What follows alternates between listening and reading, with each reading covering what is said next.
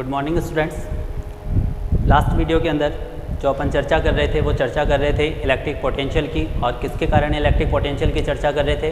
अपन चर्चा कर रहे थे किसी भी कंडक्टिंग स्फेरिकल सेल या कंडक्टिंग स्फेयर के लिए बात कर रहे थे इलेक्ट्रिक पोटेंशियल की, ठीक है। और इसमें अपन 3 केसों की चर्चा करेंगे। पहला जो केस अपन चर्चा कर चुके हैं, अब हमने बात की थी, क्या बात की थी कि जब पॉइंट P है, पॉइंट P क्या है जहाँ पर अपने को इलेक्ट्रिक पोटेंशियल याद करना है, तो पॉइंट P यदि क्या होगा उस कंडक्टिंग स्फेयर के बाहर होगा। दूसरी जो अपन ने बात की थी केस सेकंड की, केस सेकंड जब पॉइंट P सरफेस के ऊपर स्थित होगा। आज अपन जो बात कर रहे हैं वो बात करेंगे कि जब पॉइंट P जो है वो कंडक्टिंग स्फेयर के क्या होगा, अंदर होगा। इंपॉर्टेंट है, ध्यान से देखिए। टॉपिक था अपना electric potential due to charged conducting sphere या स्फेरिकल सेल। ओके, ये टॉपिक था। 2 केस की अपन बात कर चुके थे, आउटसाइड की बात कर चुके थे और सरफेस की बात कर चुके थे। आउटसाइड के लिए जो केस रिजल्ट निकल के आया था V out is equals to आया था K Q upon are square, और सरफेस के लिए आया था V S is equals to K Q upon are square. Result निकला कि आउटसाइड जो है इलेक्ट्रिक पोटेंशियल वो डिस्टेंस के स्क्वायर के इन्वर्सली प्रोपोर्शनल होता है, जबकि सरफेस के ऊपर डिस्टेंस पर डिपेंड नहीं करता है बल्कि कांस्टेंट होता है और उसकी वैल्यू मैक्सिमम होती है, ठीक है। अब बात करते हैं अपन इनसाइड की, ठीक। इनसाइड के अंदर case third, when point P is located inside to the sphere, यानी R is less than R, ठीक है। R का क्या होता है, पॉइंट P की सेंटर से डिस्टेंस होती है। तो सेम देखो, लिखने का तरीका अच्छे से ध्यान में रखना। मैं आज जो डायग्राम बना रहा हूँ बोल भी वही रहा हूँ जो तुम्हें कॉपी में लिखना है। कैसे? According to diagram we consider a sphere with radius r. The center of sphere is O, which is a conducting sphere or spherical cell. When we give plus q charge to the conducting sphere, then charge is distributed uniformly at the surface of sphere. We want to calculate electric potential inside to the conducting sphere at the point P. The distance of point P is small r from the center of spherical cell. Clear हो गई बात? हिंदी में भी बोलता हूँ। चित्रानुसार हम r त्रिज्या का एक गोलीय जो चालक गोल, चित्रानुसार r त्रिज्या का क्या लिया जाता है, एक चालक गोलीय कॉस लिया जाता है या चालक गोला लिया जाता है। जैसे ही इसको प्लस क्यू आवेश दिया जाता है, आवेश एक समान रूप से इसके सरफेस के ऊपर वितरित हो जाता है, पृष्ठ पर वितरित हो जाता है। इस आवेश के कारण इस चालक गोले के अंदर स्थित किसी बिंदु P पर विद्युत विभव की वैल्यू याद करनी है, और विद्युत विभव की वैल्यू याद करने के लिए जो बिंदु P लिया जाता है उसकी इसके चालक गोले के केंद्र से जो दूरी है वो कितनी है, स्मॉल r। क्लियर हो गई बात? ये चीज़ें अपने को लिखनी है। फिर याद करने के लिए क्या करें, वही चीज़ V know that relation between electric field and electric potential.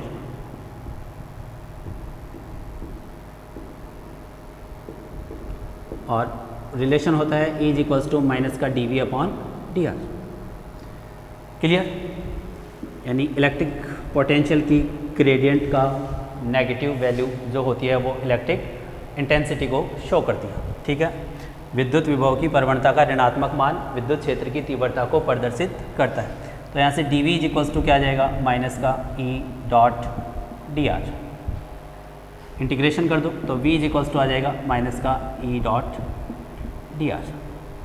अब यहाँ से समझना बहुत ज़रूरी, यहाँ पर जो अपन इनसाइड इलेक्ट्रिक पोटेंशियल याद करेंगे उसको अपन 2 भागों में डिवाइड कर सकते हैं। वी कैन डिवाइडेड 2 पार्ट्स, ठीक है। कैसे? एक तो अपन क्या करें, इन्फिनिटी से सरफेस पर लेकर आए और फिर सरफेस से क्या करें, चार्ज को अंदर यानी पी पॉइंट तक लेकर आए। तो कितने भागों में डिवाइड हो गया? 2 भागों में, क्योंकि इलेक्ट्रिक पोटेंशियल की जो डेफिनेशन है उसमें यही है कि चार्ज को कहाँ से लेकर आना है, इन्फिनिटी से लेकर आना है। तो पहले अपन इन्फिनिटी से कहाँ पर लेकर आए, सरफेस पर लेकर आए, यानी इन्फिनिटी टू आर। पहले कहाँ तक लेकर आए, इन्फिनिटी टू आर, और उसके बाद में उसको कहाँ तक, आर टू स्मॉल आर, यानी पॉइंट पी तक। क्लियर हो गई बात? तो 2 चीज़ें हैं, एक तो चार्ज को इन्फिनिटी से सरफेस पर लाया जाए यानी इन्फिनिटी टू आर लाया जाए, और दूसरी जो चीज़ है कि कैपिटल आर टू आर यानी सरफेस से इनसाइड पॉइंट पी तक लाया जाए, और पॉइंट पी की जो डिस्टेंस है वो सेंटर से कितनी है, स्मॉल आर, यानी मैं बोल सकता हूँ आर टू आर। तो यहाँ पर अपन लिखेंगे we can divided 2 parts of the electric potential for inside the sphere. We can divided to the electric potential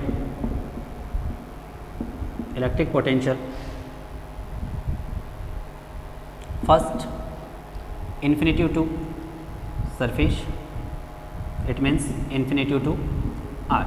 Second surface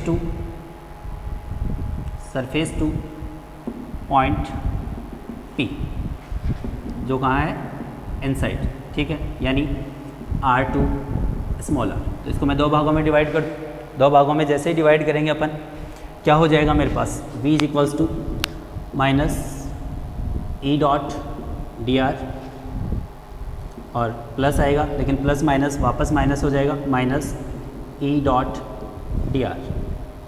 clear? ये क्या होगा, ई इन होगा, और ये क्या होगा, ई एस होगा, या सरफेस के लिए बोल सकते हैं ई एस। क्लियर? कोई दिक्कत नहीं। यहाँ पर जो लिमिट होगी वो इन्फिनिटी टू आर होगी, और यहाँ पर जो लिमिट होगी वो आर टू आर होगी। दोनों में कोई प्रॉब्लम नहीं होगी। इसकी वैल्यू अपन पिछले वीडियो के अंदर ज्ञात कर चुके हैं कि सरफेस, जब भी किसी चार्ज को इन्फिनिटी से सरफेस पर लाया जाता है तो इलेक्ट्रिक पोटेंशियल की वैल्यू क्या होगी, जो यहाँ पे लिखी हुई है, V S is equals to K Q upon are square. ठीक है, तो अपन डायरेक्ट लिख सकते हैं कि वी नो दैट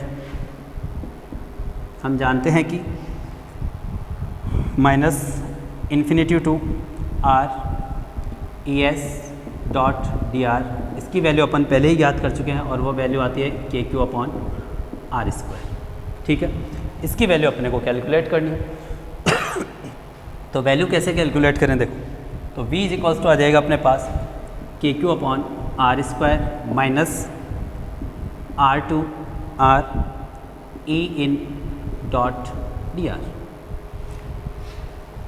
अब याद करो, थोड़ा सा पीछे जाओ बैक फ्लैश में, क्या याद करो कि जब भी किसी कंडक्टिंग स्फीयर को या किसी भी कंडक्टिंग जो सब्सटेंस होता है, जब भी उसको चार्ज दिया जाता है तो चार्ज उसके कहाँ पर फैलता है, सरफेस के ऊपर फैलता है। अंदर क्या होता है, चार्ज ज़ीरो होता है, अंदर चार्ज क्या होता है, ज़ीरो होता है। और चैप्टर नंबर 2 में भी पढ़ चुके हैं कि यदि चार्ज ज़ीरो है तो कंडक्टिंग स्फीयर के लिए अंदर की साइड इलेक्ट्रिक फील्ड इंटेंसिटी भी ज़ीरो होगी, तो ई इन की वैल्यू क्या होगी, ज़ीरो होगी। और यदि ई इन की वैल्यू ज़ीरो हो गई तो ये टोटली क्या हो जाएगा, ज़ीरो हो जाएगा। तो क्या लिख सकता हूँ मैं कि when we give to the charge of a conducting sphere, then charge distribute to the surface of conducting sphere. The value of charge is 0 inside to the sphere. यानी जब भी किसी चालक गोले को आवेश दिया जाता है तो आवेश उसके पृष्ठ पर एक समान रूप से डिस्ट्रीब्यूट होता है। अंदर जो आवेश की वैल्यू होती है वो कितनी होती है, ज़ीरो होती है। जब अंदर आवेश की वैल्यू ज़ीरो है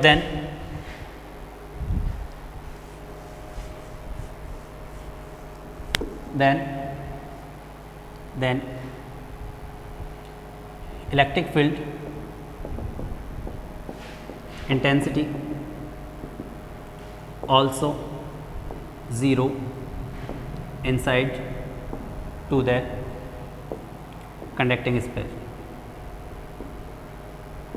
It means if Q is equals to 0, then E in is equals to 0, तो कोई प्रॉब्लम नहीं है, तो उसकी वैल्यू को रख दो। तो infinitive R to R A in dot D R is equals to 0 for conducting sphere. ध्यान रखना आगे अपन इंसुलेटर स्पेयर भी पढ़ेंगे, लेकिन उसमें वो 0 नहीं होगा, लेकिन यहाँ पर क्योंकि इंसुलेटर स्पेयर में जो चार्ज दिया जाता है वो अंदर भी होता है, लेकिन कंडक्टिंग स्पेयर के लिए जो होता है वो हमेशा क्या होता है, अंदर चार्ज 0 होता है, तो इलेक्ट्रिक फील्ड इंटेंसिटी भी क्या हो जाएगी, 0 हो जाएगी। तो टोटल जो अपना इलेक्ट्रिक पोटेंशियल आया इनसाइड, तो V in is equals to क्या आया, केवल वैल्यू पुट कर दें तो क्या आएगा, के Q upon are square plus 0।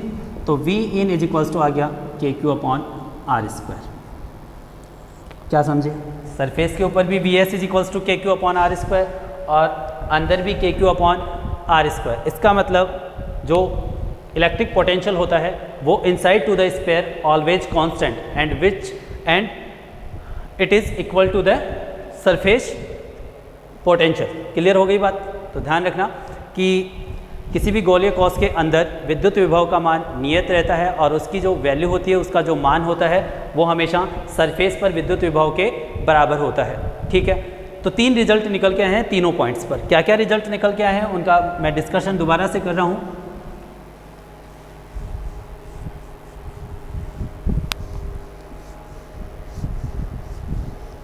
पहला जो रिजल्ट था आउटसाइड के लिए, case first R is greater than R, then V out is equals to आया था K Q upon are square R cap. It means V out inversely proportional to आया था R square. Case second R is equals to R for surface, then V S is equals to आया था K Q upon are square. It means ये जो value थी वो आई थी maximum. Case third R is less than R inside, तो V in is equals to भी आया है K Q upon are square which is equal to the surface and constant. Clear हो गई बात। अब पूछा जाए तुम लोगों से कि इसके बीच में पोटेंशियल और डिस्टेंस के बीच में ग्राफ खींचे तीनों स्थिति के लिए। ठीक है, तीनों स्थिति कौन सी, आउटसाइड के लिए भी, इनसाइड के लिए भी और सरफेस के लिए। जो ग्राफ आएगा एग्जाम में अलग से भी 1 नंबर में पूछ सकता है कि draw the graph between electric potential and distance for charge conducting sphere. तो जो ग्राफ आएगा, graph between V and R for conducting spherical shell. ग्राफ कैसा आएगा, वाई एक्स पर मैं पोटेंशियल ले लेता हूँ, एक्स एक्स पर मैं डिस्टेंस लेता हूँ।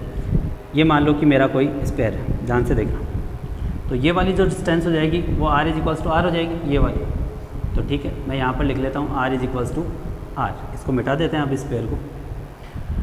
ये क्या होगा, R is greater than R, और ये क्या हो जाएगा, R is less than R, और ये हो जाएगा स्पेयर का सेंटर। ये क्या हो जाएगा, स्पेयर का सेंटर। ये इनसाइड वाली बात हो जाएगी, ये सरफेस की बात हो जाएगी, और ये आउटसाइड की। सरफेस के ऊपर होती है इसकी वैल्यू मैक्सिमम, तो ये आ गया सरफेस पर V S is equals to K Q upon are square. Inside constant रहती है, इनसाइड क्या रहती है, कांस्टेंट, और किसके बराबर होती है, सरफेस के बराबर ही। तो यहाँ से यहाँ तक क्या रहेगी, कांस्टेंट। ठीक है, तो ये V S is equals to आएगा, sorry V in is equals to अंदर आएगा के Q upon are square, does not depend to the distance.